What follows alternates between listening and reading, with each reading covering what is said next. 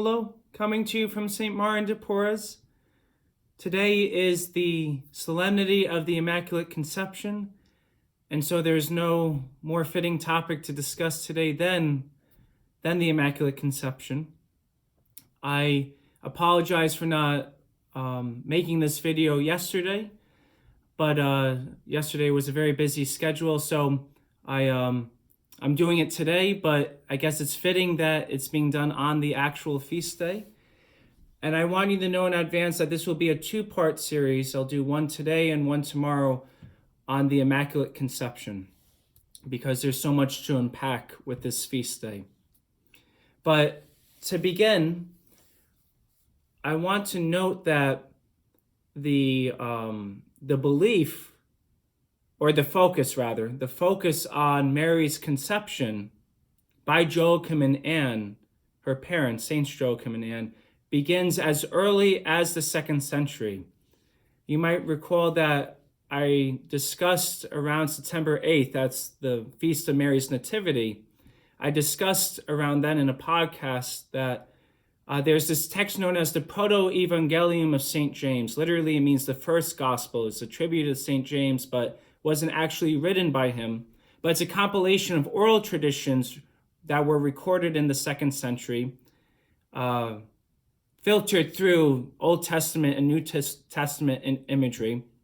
But nevertheless, it describes various scenes in the life of Mary.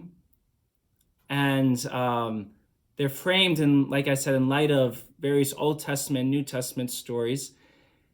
And in that text, there's a description of how the Archangel Gabriel came to Joachim when he and his wife Anne was barren.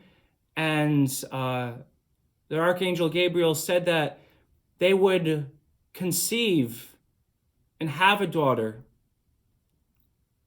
who would then have a child that would bring about the redemption of Israel, the Messiah.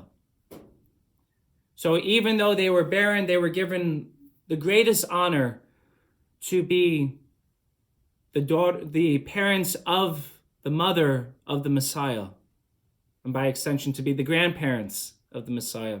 So a reference to the conception of Mary as such goes back as early as the 2nd century. And if it's recorded in the 2nd century, that means that the oral traditions that were recorded probably go back as early as the 1st century. Obviously, they would have to, because that's when Mary lived.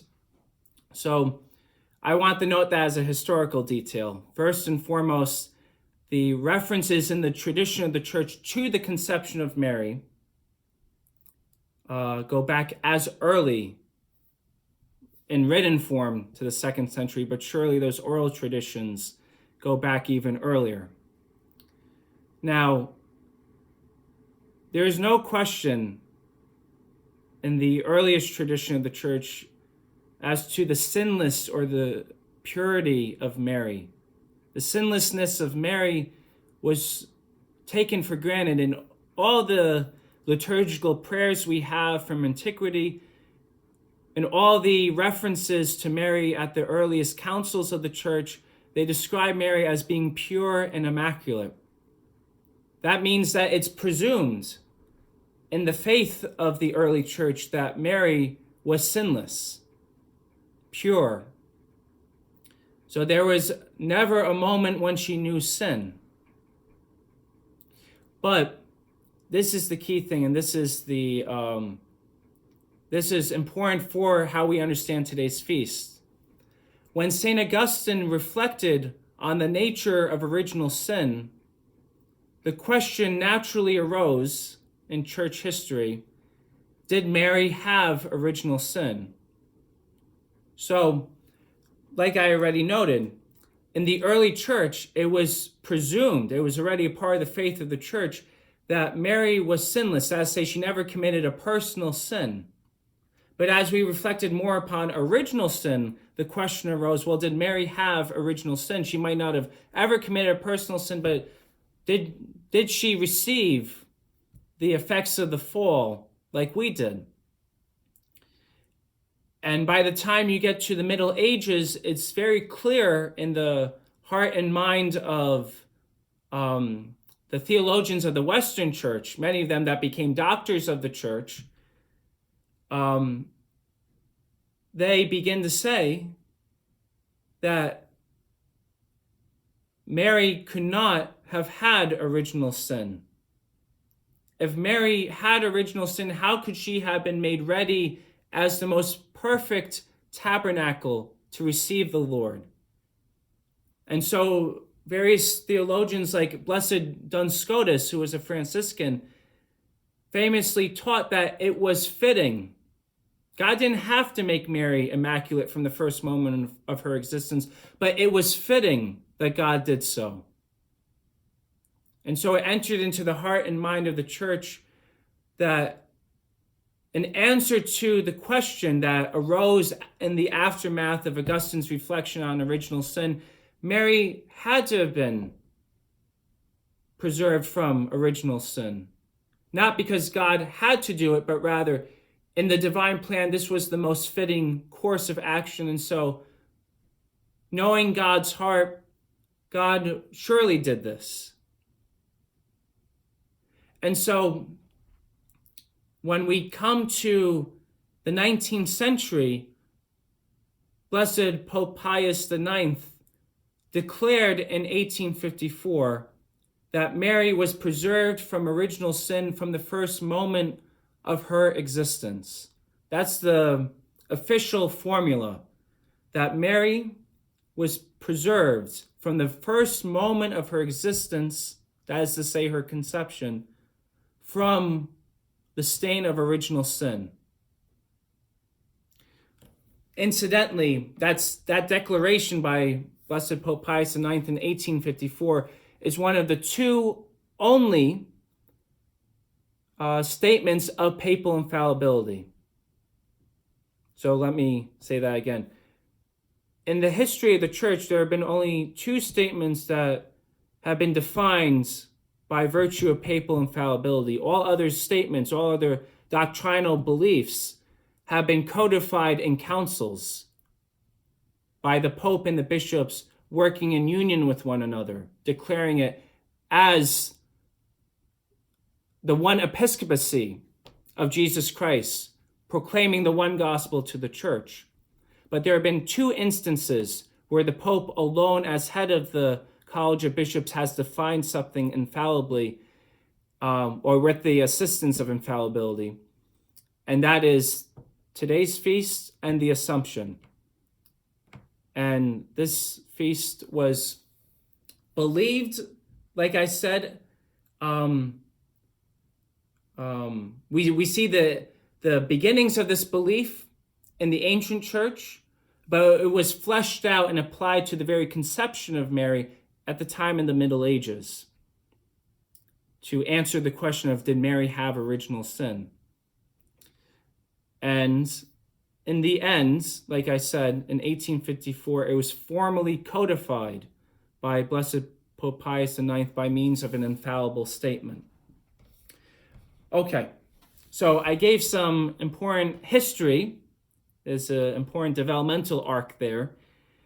But what I want to do, having said that, I want to do two more things here, at least for this segment of this two-part series. So the next thing I want to address is the difference between original sin and original justice, because this is what this feast hinges on. Okay, there are two things this feast hinges on: the difference between original sin and original justice, and also Mary as image of the church. And I'll address these two in the following order. So first thing, the difference between original sin and original justice. Everybody has heard of the phrase original sin, but most of us have not heard of the phrase original justice, even though that is found in the tradition of the church.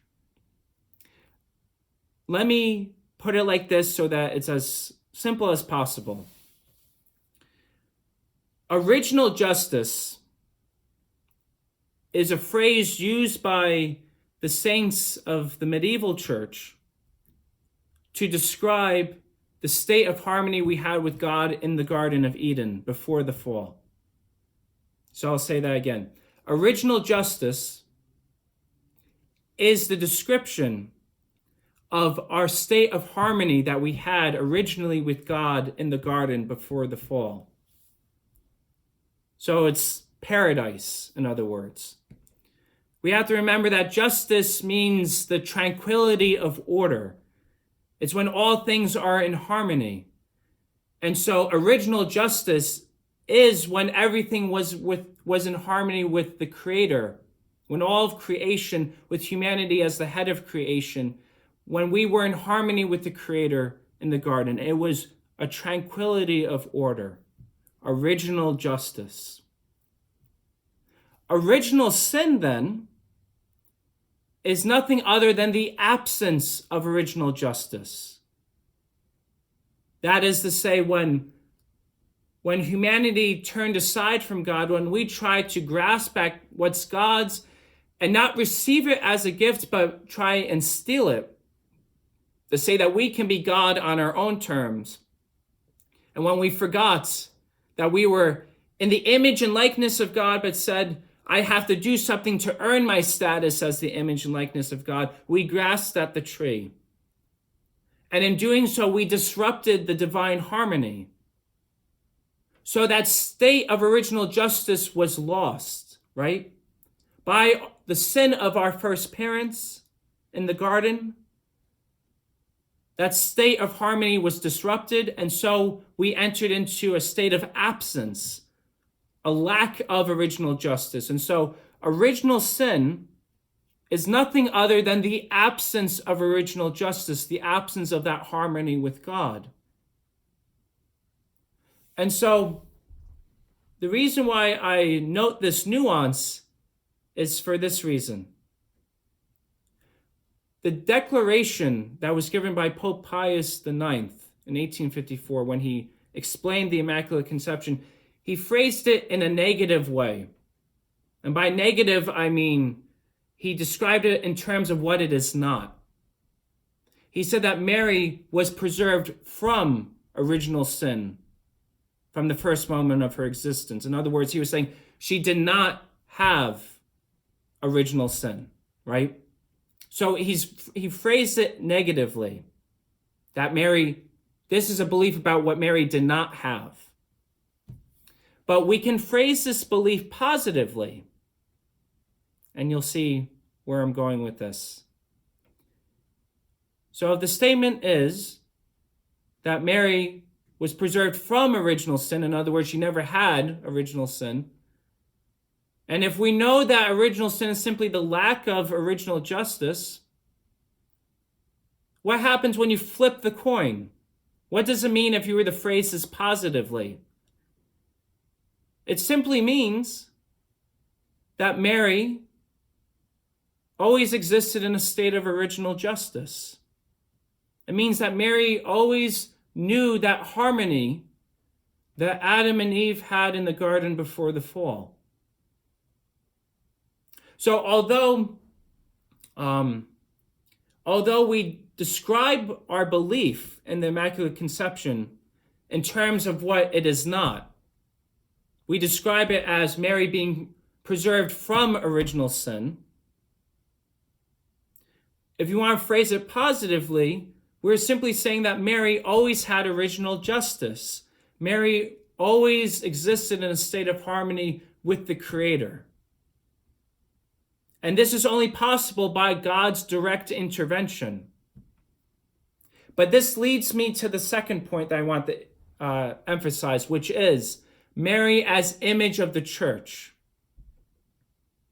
When you think of this scene, right, you might think, well, okay, obviously Jesus, because he was God in the flesh, obviously Jesus didn't have original sin, right? Because once again, a human nature united to God can't be corrupted, right? Because God cannot be corrupted. So obviously it's presumed Jesus doesn't have original sin. But what about Mary? right? In other words, if we say that Mary was preserved from original sin, or to phrase it positively, she always had original justice, it seems like it's favoritism. Why did God make an exception and directly intervene to preserve her from this, or to always give her this gift, and not directly intervene and give all of us this gift? It's a good question, right? Well, the answer lies simply in this statement: Mary as image of the church. This is what I mean. Mary, like anyone in salvation history, is given a divine gift, not as a personal possession, but rather an individual is given a gift so that they can be a channel of it for all. Think of Abraham, right? Abraham was blessed with so many blessings, but there was a qualification. God said, in you, all the nations will be blessed. Through you, all the nations will be blessed. Well, that is the pattern of divine gifts. A gift is given by God to one so that that individual may not greedily possess it, but rather be the channel of giving it to another. So, if God gave Mary this gift, it's only so that she could be a channel of this gift to other people. So, there's only one reason why Mary would be given this gift: because we needed to be redeemed. Let me put it like this. We don't know the backstory. The Jewish rabbis will say, in a joking way, but they're serious, why was Israel chosen and not the nations, not the other nations? Why did God favor Israel and not the other nations? And they'll just simply say, no, God actually asked and invited all the nations to covenant with him. And after asking all the nations, and after being rejected by all the nations, he went to the last nation, which happened to be Israel, and Israel accepted the offer. You see what's happening here, right? In other words, the rabbis are saying that God's not playing favoritism, but rather Israel happened to be the nation that accepted the divine call. And insofar as that Israel accepted the divine call, Israel was able to be a sign to the nations that hopefully one day all the nations looking to Israel would come back into the peace of God's kingdom. Well, now let's look at Mary. We don't know the backstory. We don't know how many women could have been asked before Mary to be the mother of the Messiah. I want you to think profoundly about this point. Other women in salvation history could have been asked, but obviously we don't know of them. You want to know why? Because clearly they did not accept it. The same way the rabbis say, well, probably other nations were asked before Israel, and Israel just happened to be the one that accepted it. So also, many women probably were asked. But Mary was the one who accepted. But God knows our nature. God can't risk anything when it comes to our own redemption. And so, to put it very bluntly, the only way to ensure that the woman would say yes to the message of the angel was to preserve her from the fall that we all have.